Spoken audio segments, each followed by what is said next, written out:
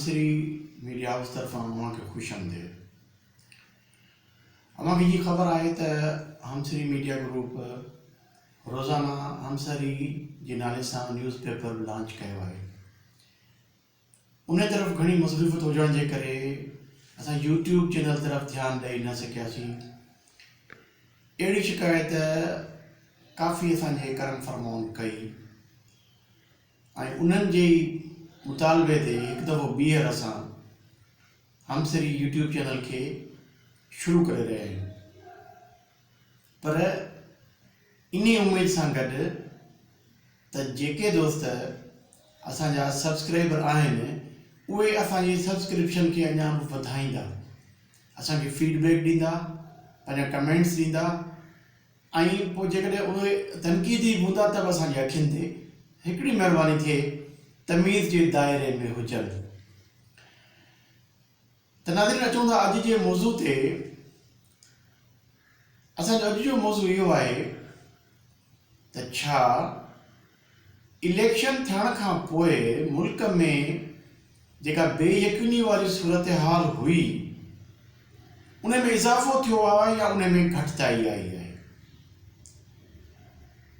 Stock exchange खे ॾिसूं था त अलार्मिंग सिचुएशन आहे।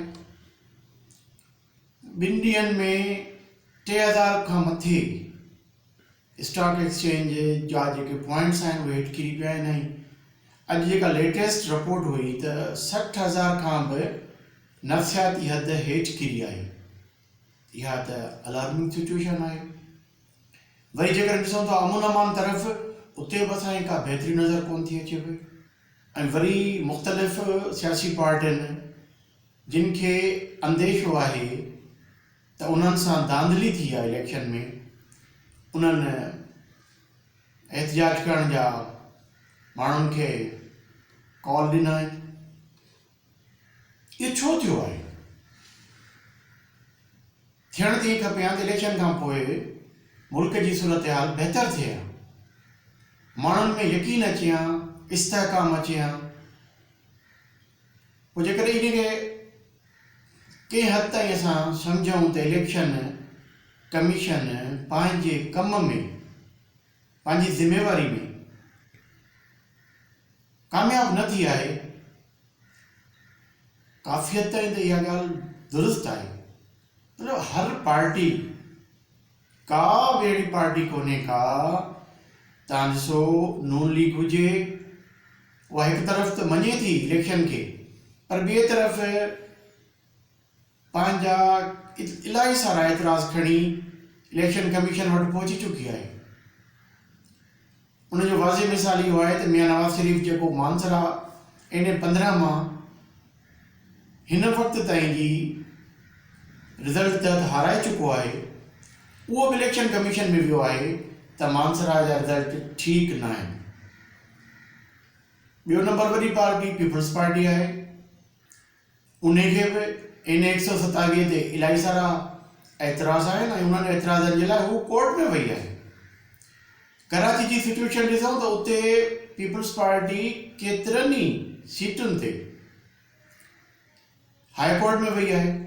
मतिलबु इन मां छा थो थिए त हिकिड़ी पार्टी जेका मेन स्ट्रीम मां निकिरी वई, जेका हींअर आज़ाद उम्मीदवारनि जी हैसियत सां सभिनी खां वधीक सीटूं खणी बीठी आहे, उहा त एतिराज़ करे थी पई, क्लेम थी करे त असां वटि 150-170 जे विच में सीटूं आहिनि क़ौमी असेंबली जूं।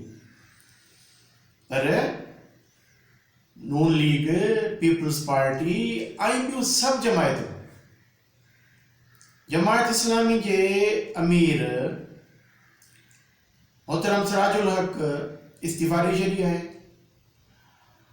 IPP जेका ठही, जीअं ठही, जिन ठाराई, और तव्हां मूंखां वधीक सम्झो था पिया, उन जे सदर साहब या चेयरमैन साहब जहांगीर तरीन साहब उन पार्टी तां इस्तीफ़ा ॾिनी आहे, पर सियासत खां उन तौबा कई आहे। ज़ाहिर आहे हिकिड़ो माण्हू अरबे रुपया ख़र्च करे अचे थो, सभिनी सां ठीकु रवाबित रखे थो, त उनखे जेकॾहिं इहा पोज़ीशन थी मिले त वीचारो पाण बि हाराए थो वञे, त पोइ उनखे सियासत में रहण जो उन जे मुताबिक़ हक़ न आहे। वरी तव्हां ॾिसो त उहे माण्हू जेके 2 ॾींहं पहिरीं कसम खणी रहिया हुया, क़ुर शरीफ़ जे आयतुनि जी तलावत करे रहिया हुया ऐं माण्हुनि खे चई रहिया हुआ त असां त PTI बानी जा सिपाही आहियूं, ख़बर पई त उहे नून लीग में विया आहिनि। अफ़सोस नून लीग ते आहे त बजाए उन्हनि माण्हुनि खे रोकण जे, कल्ह ताईं मोहतरमा मरियम नवाज़ साहिबा चवंदी हुई त लोटों की जगह बाथरूम में है। हाणे जेकॾहिं वसीम कादर जहिड़ा माण्हू, जेको जनरल सेक्रेटरी आहे लाहौर शहर जे PTI जो, ऐं उहा सीट खटी आयो आहे 121 रॉयल लश्कर जे साम्हूं, उहो अची वियो आहे तव्हां वटि ऐं तव्हां उन क़बूल करे छॾियो आहे। पोइ कंहिंखे ॾोह ॾियो? उन लोटे खे ॾोह ॾियूं या जंहिं लोटो ख़रीद कयो आहे उन खे ॾोह ॾियूं? हिन सॼी इलेक्शन में ॾाढो ख़ुशि आहे उहो आहे MQM जो उम्मीदवार। इलेक्शन खां पहिरीं सभिनी इहे पियो चयो त MQM खे मुश्किल सां जेकॾहिं 8 सीटूं मिलियूं त बि उन्हनि जे लाइ बहितर हूंदो। सर्वेस बि इहो ॿुधायो। हींअर उन्हनि खे 17 सीटूं मिली वियूं आहिनि। कराची शहर खे सम्झो स्वीप करे आया न। 15 सीटूं क़ौमी असेंबली जूं खणी आया आहिनि, 24 सीटूं सूबाई असेंबली कराची शहर मां खणी आया आहिनि। हैदराबाद मंझां 2 सीटूं क़ौमी असेंबली जूं खणी आया आहिनि, 3 सीटूं सूबाई असेंबली जूं खणी आया आहिनि। उन्हनि खे कोई एतिराज़ु कोन्हे को। सो अॼु जो सिनेरियो आहे त सवाइ MQM जे ॿियनि सभिनी पार्टियुनि खे इन इलेक्शन ते एतिराज़ आहिनि। कोरट सगोरी में फार्म 45 जेको polling officer, presiding officer polling agent खे ॾींदो आहे, उहे सभु ओरिजिनल सिंध हाई कोर्ट में जमा थिया आहिनि। उते जी पोज़ीशन इहा आहे त उहे उम्मीदवार खटी चुका आहिनि, उन्हनि खे हारायल ॾेखारियो आहे फार्म 47 में। माना फार्म 47 जेको RO साहब इशू कंदो आहे उन जी ऐं फार्म 47 जी किथे बि मुताबिक़त नज़र कोन थी अचे। इहो ॾोह कंहिं ते आहे? इहो ॾोह चीफ इलेक्शन कमिश्नर राजा सुल्तान सिकंदर तरफ़ वञे थो पियो, जिन जो कमु हुयो fair and free transparent election कराइणु। अफ़सोस सां चवणो थो पवे त इन सॼे इलेक्शन जे माहौल खे उन कंट्रोवर्शियल बनाए छॾियो आहे। हिकु, ख़मीस जे ॾींहुं इलेक्शन पूरा थिया आहिनि, सूमर जे सुबुह ते रिज़ल्ट अचनि पिया। 5 ॾींहं किथे असां अफ्रीका जे कंहिं दूराहे ॻोठ में त कोन वेठा हुआसीं।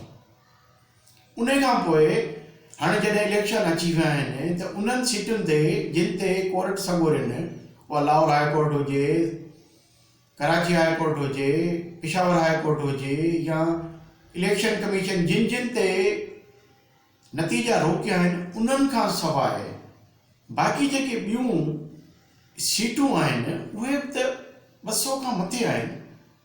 टोटल 266 सीटूं हुयूं, हिकिड़ी जी रिज़ल्ट अञा आई कोन्हे का। हिकिड़ी जो उम्मीदवार जो फोतगी जे करे उहा सस्पेंड थी वई इलेक्शन। त 264 मंझां तव्हां जेकॾहिं उज़रदारियूं आहिनि त 64 ते आहिनि। 200 इन जे सीटुनि जी नोटिफिकेशन तव्हांखे कढण में देरि छो थी थिए पई? इहे सभु शयूं आहिनि। देरि करण सां ई शक शुबा वधनि था पिया ऐं उन शक शुबनि वधण जे करे पूरी इलेक्शन कंट्रोवर्शियल थी वई आहे। इन खे केरु ॾिसंदो? आम माण्हू जी राय ॾाढो उन्हनि ख़ुशि थी, नची कुॾी वोट विधो ऐं उन जी जेका टर्न ओवर जी ॻाल्हि ॿुधूं पिया, सच या कूड़ फाफिन जे मथां, उहो चए थी 48% खां मथे टर्न आउट थियो आहे, जेको तमामु हिननि हालतुनि में बहितर थियो आहे। उन्हनि तव्हां वोटरनि जो ख़्यालु कोन था कयो। उम्मीदवारनि वटि जिन वटि 45 तव्हांजा फॉर्म आहिनि उन्हनि जो ख़्यालु कोन था करियो। पोइ इहे तव्हां सभु ॾोह खणो था पिया। इन्हनि करे आम माण्हू जो इलेक्शन जे अमल में एतबार घटिजे थो पियो। अॼु बि तव्हांखे वक़्तु न वियो आहे, महिरबानी कयो जेको कुछ थियो आहे उन खे रिव्यू कयो, जिथे वाकई बि आरोज़ जूं ग़लतियूं आहिनि उन्हनि खे दुरुस्त कयो, ऐं न सिर्फ़ु दुरुस्त कयो पर आरोज़ खे जेके जिन एतिरा पैसा वरिता 60 अरब खां मथे हिकु ग़रीब मुल्क जे ग़रीब आवाम जी बजट इलेक्शन प्रोसेस ते लॻी वई ऐं उन्हनि आरोज़ जे करे उहा इलेक्शन कॉन्ट्रोवर्शियल बणिजी वई आहे। उन्हनि आरोज़ खे कानून जे मुताबिक़ उन्हनि खे ग़फ़लत करण ते, पंहिंजे ज़िम्मेवारियुनि खे मुकमिल नमूने अदा न करण ते उन्हनि खे सज़ाऊं तुर्त खां तुर्त मिलणु खपनि। न सिर्फ़ु इलेक्शन कमीशन पर हिन वक़्तु सभिनी खां वधीक जेकॾहिं वज़न पियो आहे त उहो चीफ जस्टिस ऑफ पाकिस्तान मोहतरम काज़ी फ़ाइज़ ईसा ते वज़न पवे थो पियो। असां हिकु मुअद्दबाना गुज़ारिश कयूं था त काज़ी साहब तव्हां महिरबानी करे इन सॼे प्रोसेस खे ॾिसो, जिथे बि जाइज़ शिकायतूं आहिनि उन्हनि खे हिकदमि दूर कयो। उन सां छा थींदो त जहिड़ी बि इलेक्शन थी आहे पर घटि में घटि आम माण्हू जो एतबार कुझु बहाल थींदो, हुकूमत ठहण में देरि न थियणु खपे, पार्लियामेंट जो इजलास तुर्त खां तुर्त तलब कयो वञे ऐं जेके PTI जा हिमायत याफ़्ता MNAs या MPs खटी आया आहिनि उन्हनि खे मौक़ो मिले ऐं आज़ादाना मौक़ो मिले त हू जंहिं पार्टी में वञणु चाहिनि उहे वञनि, उते हिकु सिस्टम शुरू थी वञे। IMF जो असांजे मथां तमामु घणो प्रेशर आहे, मुल्क जूं हालतूं उहे सिक्योरिटी जे हिसाब सां ॾिसूं, मुआशी हिसाब सां ॾिसूं, अमुन जे हिसाब सां ॾिसूं, बहितर कोन आहिनि। इन्हनि सभिनी खे बहितर करणु इन्हनि इदारनि जो कमु आहे, इलेक्शन कमीशन जो कमु आहे, सुप्रीम कोर्ट जो कमु आहे, हाई कोर्ट जो कमु आहे। छो त हींअर पार्लियामेंट मौजूदु कोन्हे को, ऐं पार्लियामेंट खे जेकॾहिं चूंडियो आहे आम माण्हू जेकॾहिं चूंडियो आहे त उन राय खे एतिराम मिलणु खपे, हिकदमि पार्लियामेंट जो इजलास थियणु खपे, उन्हनि लाइ 20 ॾींहंनि जे लाइ इंतज़ारु न कयो, हिकु हफ़्ते जे अंदरि नोटिफिकेशन कढो ऐं MNAs खे तलब कयो, पार्लियामानी सिस्टम शुरू थी वञे, हुकूमत ठहण तरफ़ वञे ऐं माण्हुनि मञा या गैर यकीनी सूरतहाल ख़तमु कई वञे। इन में मुल्क जी भलाई आहे। सभु वस वारा वेही सोचो असां मुल्क खे कहिड़े तरफ़ वठी वञी रहिया आहियूं। इलेक्शन थियण खां पोइ त इस्तकाम अची पर कोन आयो आहे, हाणे बि तव्हां खां वक़्तु कोन वियो आहे। अकुल जो कमु वठो, सिर्फ़ु ताक़त न इस्तेमालु कयो। अकुल सां ई फ़ैसिला करियो, अकुल सां ई मुल्क हलंदो। जेकॾहिं सिर्फ़ु ताक़त जे डंडे खे तव्हां इस्तेमालु कयो त पोइ मुल्क जूं हालतूं अञा वधीक ख़राबु थींदियूं। सो नाज़रीन, अॼु जो विलाग तव्हांखे कीअं लॻो उन जी फीडबैक तव्हां ज़रूरु ॾिजो। अव्हां जी वॾी महिरबानी। ख़ुदा हाफ़िज़।